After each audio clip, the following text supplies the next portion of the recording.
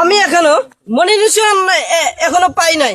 যদি পাই আমরা সবাই মিলে আনন্দ করব। আসসালামু আলাইকুম। আপনারা দেখতে পাচ্ছেন তাজু ভাই 2.0 এই ফেসবুক পেজের 9,06,000 ফলোয়ার। তাজু ভাই একটু আগে একটা ভিডিও আপলোড করেছে, সে ফেসবুক থেকে এখনো কন্টেন্ট মনিটাইজেশন পায় নাই। ফেসবুক থেকে সে কেন কন্টেন্ট মনিটাইজেশন পায় নাই, তার কি কি ভুল রয়েছে এবং কোন বিষয়গুলো যদি সে ঠিক করে সে দ্রুত কন্টেন্ট মনিটাইজেশন পাবে, এই বিষয়গুলো এই ভিডিওতে আমি আপনাদেরকে দেখাই দিব। আপনারা যারা এখনো ফেসবুক থেকে কন্টেন্ট মনিটাইজেশন পান নাই, এই ভিডিওটা আপনাদের জন্য খুবই গুরুত্বপূর্ণ।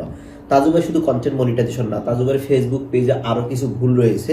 এই ভুলগুলা তাকে খুব দ্রুত সংশোধন করতে হবে। যদি সে না করে, অচিরেই যে কোনো সময় তার ফেসবুক পেজটাও কিন্তু অন্যের নিয়ন্ত্রণে চলে যেতে পারে। এখানে দেখেন মনিটাইজেশন মূলত ফেসবুক যেই বিষয়টা এখন দেখে সেটা হচ্ছে রিচ এঙ্গেজমেন্টের উপরে ডিপেন্ড করে ফেসবুক কন্টেন্ট মনিটাইজেশন দিয়ে দেয়। এখন তাজু ভাই বর্তমানে যেই পরিমাণ তার ভিডিও ভাইরাল হচ্ছে, যেই পরিমাণ রিচ এঙ্গেজমেন্ট ভিউ হচ্ছে, সে কন্টেন্ট মনিটাইজেশন পাওয়ার কথা।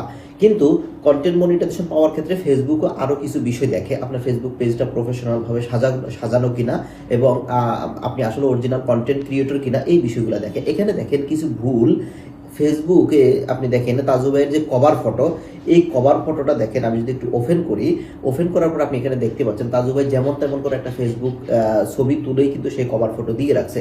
এই কভার ফটোটা ফেসবুকের যে অ্যাসপেক্ট রেশিও, যে সাইজ অনুযায়ী তাজু ভাই এখানে কিন্তু কভার ফটোটা দেয় নাই। এখন তাজু ভাইকে যে কাজটা করতে হবে, ফেসবুকের নির্দিষ্ট সাইজ অনুযায়ী একটা কভার ফটো নিয়ে এখানে একটা কভার ফটো তাকে দিতে হবে। কারণ ভাই আপনি যদি কন্টেন্ট মনিটাইজেশন পেতে চান, অবশ্যই প্রফেশনাল ভাবে আপনার ফেসবুক পেজটাকে সাজাইতে হবে। এখানে আরেকটা বিষয় ভুল দেখেন, এখানে দেখেন তার যে প্রোফাইল পিকচার, এখানে তাকে কিন্তু দেখাই যাচ্ছে না। আমি যদি একটু ওপেন করি, দেখেন ওপেন করার পরে এখানে যদি ভিউ প্রোফাইলে ক্লিক করি, আপনি দেখতে পাচ্ছেন যেমন তেমন করে একটা ছবি করেই কিন্তু সে কিন্তু ফেসবুকে আপলোড বা প্রোফাইলে আপলোড করে রাখছে। এটাও কিন্তু ফেসবুকের অ্যাসপেক্ট যে রেশিও সাইজ অনুযায়ী সে আপলোড করে নাই। এখন তাকে যে কাজটা করতে হবে, এই দুইটা কাজ তাকে প্রথমে করতে হবে। তার কভার ফটো এবং প্রোফাইল পিকচারটা তাকে খুব দ্রুত চেঞ্জ করে ফেসবুকের যে সাইজ আছে সাইজ অনুযায়ী এখানে আপলোড করতে হবে।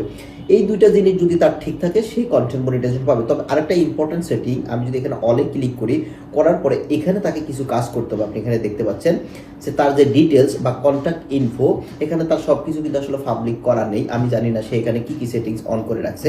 এখানে তার ডিটেলসে গিয়ে তার যে প্রফেশনাল অ্যাড্রেস সবগুলা এখানে কিন্তু খুব ভালোভাবে প্রফেশনাল ভাবে এখানে সেটিংস করতে হবে। তবে এই আমি যে বিষয়গুলো দেখাইলাম, এগুলো হচ্ছে তার মেজর প্রবলেম। এগুলো যদি খুব দ্রুত সে ঠিক করে, সে কন্টেন্ট মনিটাইজেশন পাবে। তবে একটা বিষয় এখানে আমি দেখলাম, আসলে উনি তো এই বিষয়ে প্রফেশনাল না বা অনেক কিছু সে জানে না। একটা ফেসবুক পেজের যে ইউনিক আইডি অথবা ইউজার নেম, এটা খুব